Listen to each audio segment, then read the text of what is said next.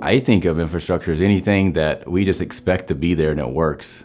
There are a lot of things that we take for granted, a lot of things that we don't see that are put either in back of house of the building, in the industrial parts of cities, underground, things we drive over, drive through, and an incredible amount of work goes into developing these projects and then maintaining them for future generations.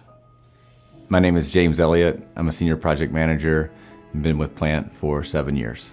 Infrastructure projects are engaging because when you look at the drawings, it doesn't necessarily jump off the page at you. You can't see a floor plate.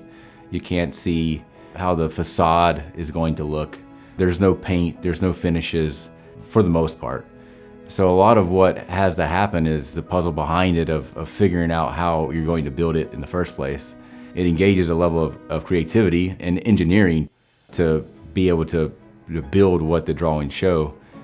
You're applying an engineering mindset to construction. We can really make headway and really come up with solutions to help improve schedule, help reduce budget. There's a lot of room to play.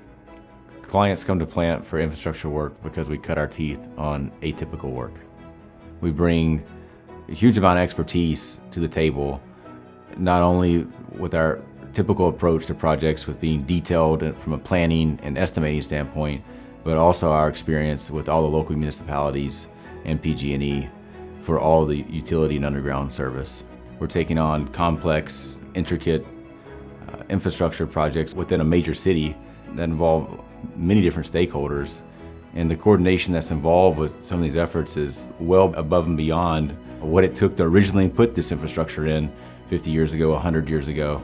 And it's only going to get more complex as things progress and as our aging infrastructure requires more attention.